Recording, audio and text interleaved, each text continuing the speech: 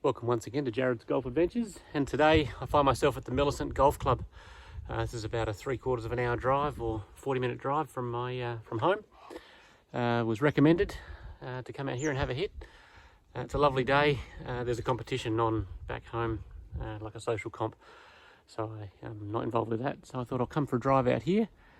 It's very peaceful. We're out in the woods and see what the Millicent Golf Club has to offer. So we're on the first, ready to tee off. There is a group ahead of me, yeah, they're a little way ahead, so I might catch them up in a few holes time, but for now they should be clear. But yeah, no joke on the first hole, par 5, 506 metres. All right, let's see how we go at the Millicent Golf Club today. Fairways and greens, fairways and greens. So I've hit my third shot, I'm about to play my fourth. The green's just up here. Slightly elevated, I guess, but I find myself behind this big tree with a pretty untidy little line here. So I'm not sure if I should just try and get it out past the tree to the left, but then have to contend with those overhanging branches to get up on the green, or should I go out to the right of the tree, try and get it out in the fairway, and then not having to contend with the trees, but probably have a longer shot at the green. Yeah. Decided to go to the right of the tree and give myself a look at the green well away from those overhanging branches. Just rolled off a little bit into perhaps the first cut of rough. It's a bit hard to tell where the fairway stops and the rough starts out here, but it's all right, it's sitting okay. And a little look at the flag. So I started my day with a triple bogey. 2 recovery shots there though, out of the woods off the tee, and then that nasty one behind the tree. Yeah, that's right though. It's a lovely course, it really is beautiful. It's very quiet, lots of trees, lots of bird life that I can hear. Yeah, absolutely stunning up here. Gotta be joking me, don't you? There's the flag. I hit that pretty well actually. And on the second, and there's my ball right behind this tree, and I don't reckon I'm good enough to get it through that gap, so looks like I'm going to be going out that way. So I finished the second with a triple as well. So now we're on number 3, par 3, 154 metres. That must be to the back of the green, I think, because my watch says something different. 149 to the back, 138 to the middle. You can see the flag just down there. Protected to the left and right by bunkers.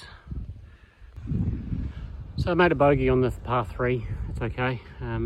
Just missed that bunker to the left. Had to stand in the bunker to play off the grass. Anyhow, that's all good. Got out of there all right. 2-putt for a bogey. Hole number 4 is a par 4. 380 metres. So I've teed off with my 3-wood. It's a dog leg left, this hole, and I've left it in the middle of the fairway.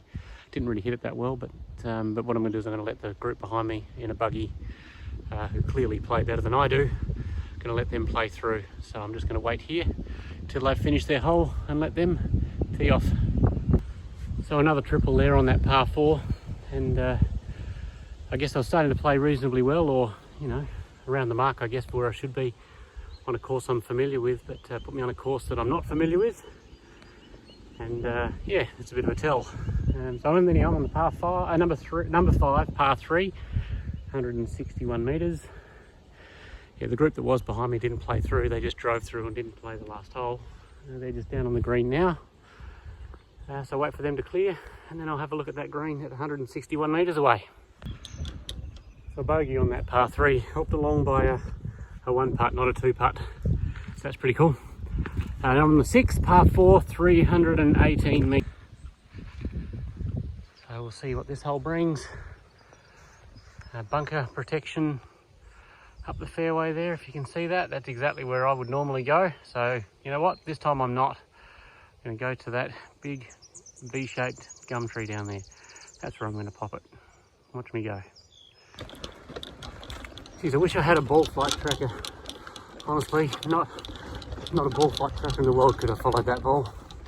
So it's going straight. While the ball was in the air, there was a big gust of wind and it felt like it turned right angles. So who the hell knows? It wouldn't have carried the bunker that I was talking about anyhow. So yeah, I'm off in the rough on the right, which on this fairway I don't reckon that's where you want to be because of the big trees over there protecting the green. Yeah, we'll have a look when we get down there. Might just take a break up here because there's a group coming up behind me. I'll let them play up. Got to tell you, that's pretty tempting. There is a gap there. See that bunker there? The green's just to the right of that. That is tempting. That's probably a smarter play through there. But really, I probably should be going up there. So I put my big boy panties on and went for that gap and it went through. Geez, everything is slicing badly. They even checked iron shots, a big slice on them. So I got through that gap, but I'm not sure where it's left me up here on the right hand side with these bunch of trees here. I saw some leaves fall out, so hopefully it's just dropped down or something like that. So a double there on the 6th. Got myself out of trouble with the driver out of the rough. There was a very low overhanging branch, so I choked way down on the driver, well below the grip. Put the ball back in my stance and just tried to punch it out and keep it low. And it seemed to work. It rolled up pretty close to the green. Little chip and 2-putt. So probably got out of jail with that really, given where I was. Okay, we're on our next par 5, hole number 7, 479 metres. Here we go, dog leg down to the left. Don't really know the hole. I wonder if there's a, might just have a look at that on the app, on the 18 Birdies app, and see if I can find out exactly where the distances are on this hole. Bit of local knowledge from these two blokes. If you're a good hitter, you can go over those trees. There's the tee up there. Go over those trees, find yourself on the fairway. I went straight, which is unusual, and ended up in the rough. Anyhow. See how he hits. Whew. Yeah, these boys hit well.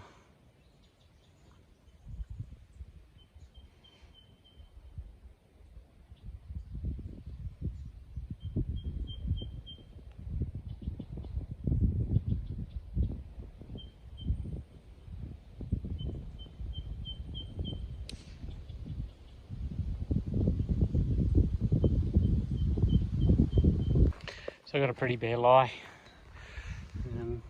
Yeah, pretty bare lie there. And I'm 252 to the front of the green. I'm not going to make it no matter what I hit, but I'm thinking off that bare lie, a 3-wood might be the go. So I'm going to try and hit my 3-wood. And I've been hitting it okay, generally. So plenty of fairway to work with up there. Fingers crossed when these boys play their next shot. And a double bogey there on the 7th. And getting out of trouble a couple of times there. That's probably not a bad result. So now we're on the 8th, the par 4, 340 metres. Goes back the other way from the last one. You can see the boys that have just played through up there on the hill. Looks like a driver to me, I guess, to get up there. And we'll see how we go from there. So it's triple bogey day today, I think. It's another triple, which is a bit of a shame because my drive up the fairway was spot on. My 9-iron was a bit short, but I did hit it nicely, but it did fall into the bunker. And then the sand wedge out of the bunker went over the back. And then the chip shot went way past the flag, and then a 3-putt. So some poor execution around the greens. But yeah, on to the next one. Hole number 9, par 4. 320 metres. There we go. And looking straight down there. Looks like the green is elevated down there. Because these boys play well. The ball's so nice. It would have been good to go around with them probably. Learn something from them. But that's alright. I'll tee it up and see how we go. Sometimes I wonder how I can hit it so good and so bad at the same time. So I've just teed off here and it's gone so far right. I hit it plenty well, but it's gone so far right. I just can't figure out the inconsistency. It's, the connection's great. There's plenty of length on the ball, but cannot consistently hit them straight. The last two holes, perfect. Dead straight. This one, nope. Anyhow, I'm in the trees, of course, so better go and find my golf ball. Well, that might be the luckiest landing I've had for the day. Bunker there, ball, bunker there. Whew. All right, let's see if we can get out of it. It's getting busy out here now too. Plenty of people up on the course. So I've gone out for a 57. Far cry from what I have been making at Blue Lake, but yeah, I guess the local knowledge up there it helps. Maybe if I play up here again in Millicent, I'll know the lay of the land, so to speak. But anyway, I'm going to play 18 today, so I've still got 9 to go. Maybe I can recover a little bit on the back 9. But there's a group of 4 in front of me. They said they want to play through, but I said no. Might just grab a drink in the bar, something like that, just to take a breather and then get back out there again. All right, let's get this back 9 underway. Hole number 10, 460 metre par 5. Here we go. Geez, I lost count on that last hole. Ended up in the bunker. 3 shots getting out of the bunker. 2 putts, I don't know, it was a 7 or an 8, I think. Might have been a 9, which is a shame because it started off really well. Anywho, I'm on the next, moving on. Hole number 11, a par 4, 369 metres. You see the green down there, so we'll see how we go with that one. And this is where a bit of local knowledge doesn't hurt either. Okay. There's 2 paths up to this tee box from the last hole. I didn't know which way this hole went, and I went up to the path that went straight to the ladies' tee. So then I had to walk all the way back to the men's tee, and now I've got to walk all the way back again. I could have left my buggy down there, but I reckon that would have just given me something to aim at and I would have hit it. So anyway, that was a fair drive. Should be on the fairway. And yeah, see how we go from here and not stuff this hole up like I did the last one. So, and there was a 6 on that last one, so another double, but double is par. So it's all good. What I do like about this course is the beautiful walkways from one green to the next tee. Oh, it's just gorgeous out here. Definitely coming back. Challenging enough course for me, and without being too hard and demoralizing any sort of self-esteem I might have had about my golf. But it's yeah, lovely course. I met the manager in the bar before. He seemed like a nice bloke. Didn't get his name, probably should have. So no, we're all good. Walking up to the next tee. How beautiful. All right, hole number 12, 348 metre par 4, with thanks to J&A Scrap. See their phone number in there if you need something scrapped, I suppose. And there's our fairway. Too many YouTube videos. So I'm hitting straight into a fairly stiff breeze here. So I thought, oh, I've watched some videos on hitting stingers. Let me hit one of those. Let me hit one of those. Not exactly, no. It was a stinger, I suppose. It went about 2 inches off the ground most of the way. Then it hit the ground and rolled a bit and really wasn't a very good shot. But anywho, too many videos. Hit a second one just to see if I could pull it off, and I can't. So that's something I'm gonna have to practice a bit more, I think.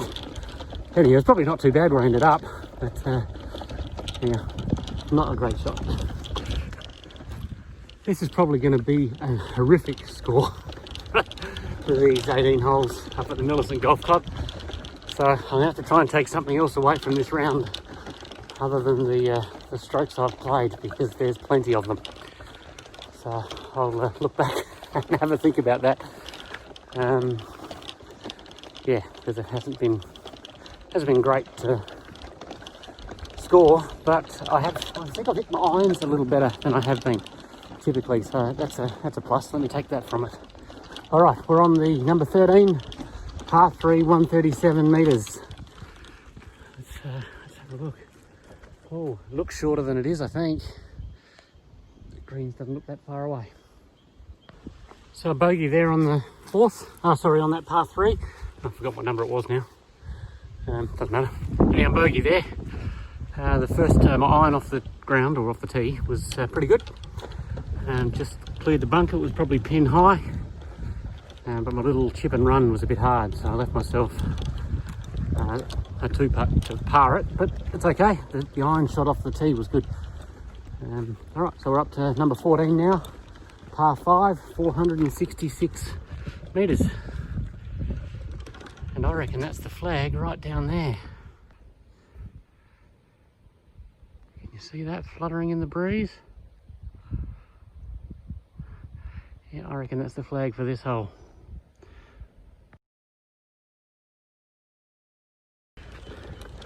Can't believe it, finally made a green in regulation. So on the par 5 I'm on for 3. And my little 3-wood out of the rough working for me on that second shot. Got me a long way up the fairway. And then what did I hit, my pitching wedge or a 9-iron? I can't remember. My pitching wedge, I think. From about 70 out. Yeah, it was a pitching wedge from about 70 out. And landed on the green. The ball stopped dead. Didn't roll on. Might have been good if it did roll on a bit, but all good. Yeah, definitely stopped dead. There's the plug, there's the ball. And finally I've made a par. Thank God. So on the par 5, made a par. Made it hard for myself though with that my first putt. Leave myself a metre or a metre and a half or something to make the par, but it dropped in just, so elated about that, making a par. Fantastic. A silver lining on a dark day. Okay, now we're off to the 15th. Bit rocky through here. Have to put the old cart in 4-wheel drive to get up here. All right, here we go. So the 15th, par 4, 384 metres over that hill. So I'm not sure where the group in front of me is. There is a bit of a tower over there to go and have a look to see where they're up to. There's also some power lines, so there's something to aim for. Fantastic.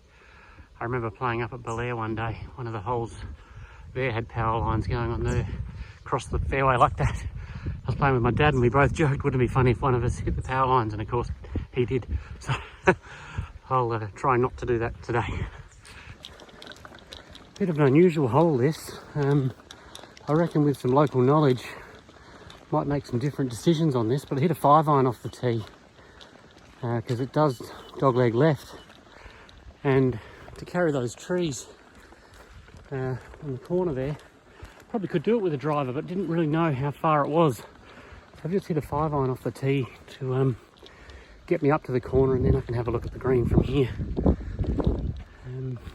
But of course then I've got to, oh there it is, got to find my ball. So another triple there. Yeah. But I made a par on the one before, so let's go back to that, shall we? So now we're off to the next one. I think it's the 16th, so we're nearly done for the day. 16th or 15th? I can't remember now. Anyhow, uphill, need a breather. Whew. Yeah, the 16th, par 4. Short par 4, it's only 310 metres, with thanks to Bowman earth movers. So if you need the earth moved, contact Bowman earth movers. This is where a bit of local knowledge probably wouldn't hurt again. This is a dog leg to the right, this hole. But the app, 18 birdies or whatever app I'm using, it's not 18 birdies, it's something else. Hello Birdie, it's called. Says if I fly those trees with a driver or a 3-wood, then I'm on the fairway. So those trees just there. But I don't know, should I just play a 7-iron and go down the middle and then look at the green? And what I'm going to do is I'm going to hit my 3-wood. I'm hitting it okay, and try and get over those trees without going too far long. My fear is I'd go too long if I hit my driver. So 3-wood it is, try and get over those trees.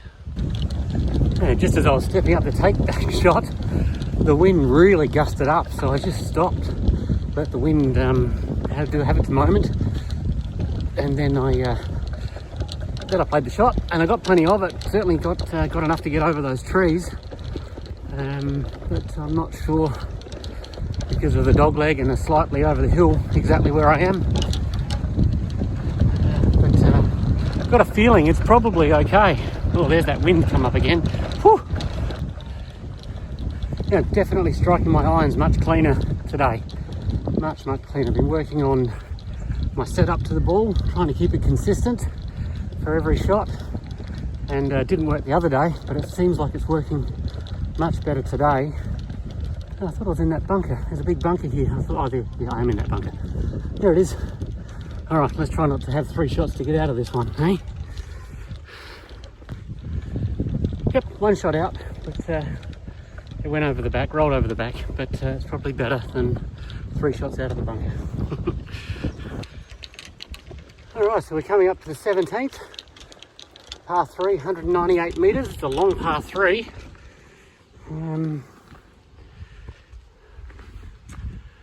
Sponsored by Hadrock Quarries for all your crushed rock, gravel and scalping needs. I don't think that means scalping as in, you know, whoosh, scalping. Anywho, so it's a par 3, 198 metres, and still got those power lines to contend with up there. Although the tee points are fairway forward, it's probably not 198 metres. All right, we're on the 17th, only just one more to go. I'm kind of sad for the day to be over, even though it's not going to be a good score. It's been a lovely day out here, and really enjoyed this course. So double bogey on the par 3, tee shot wasn't great, and then there was the short iron into the green that went a bit long and off to the side. Oh look, on the 18th, and we've got a family of kangaroos for my gallery. How lovely.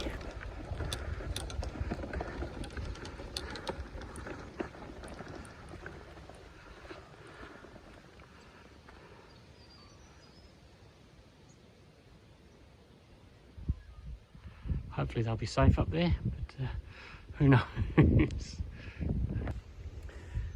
So the 18th, par 4, 354 metres. According to the little graphic on there, it's dead straight, but got to get over that hill.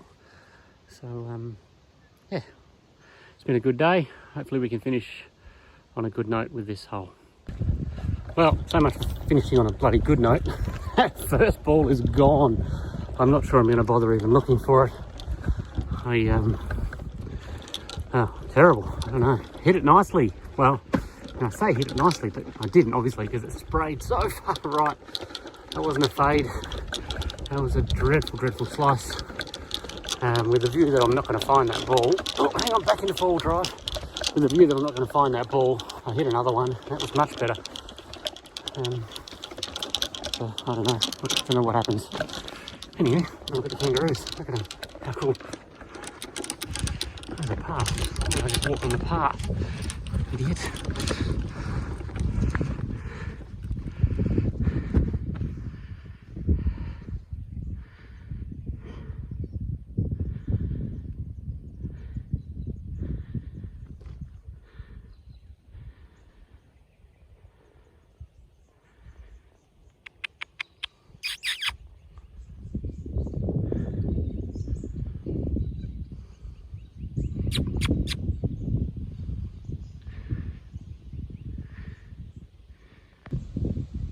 Well, I didn't think I'd find my first ball, but I did.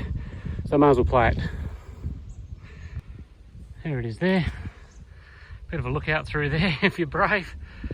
The way today's gone, I may as well just call this a practice shot and see if I can keep it low and flat and straight and get it through there somehow. Oh, what a shit. I hit my trusty 3-wood. Got plenty of it, and it's flying through the gap, and there's one branch that it can hit, and that's the one branch it hit, and it bounced back. So I probably advanced the ball 40 metres when it was probably going to go 150 or 200 maybe. I really did hit it sweet. Anyway, I'm playing this ball, so I might as well have another go. All right, that's my day done. With thanks to the Millicent Golf Course. Beautifully prepared course, lovely greens, very peaceful. A few kangaroos, it's always nice. And I finished with 113. One stroke better on the back 9 than the front 9, I guess, thanks to that par on the par 5. But it wasn't all bad. Maybe I'm just being overly optimistic, I don't know. It's a lovely course, can't wait to get back here and have another go and enjoy the challenges that this course has to offer versus the challenges the local courses have. So thanks for watching Jared's Golf Adventures. This has been the Millicent Golf Club, and we'll see you on the next round.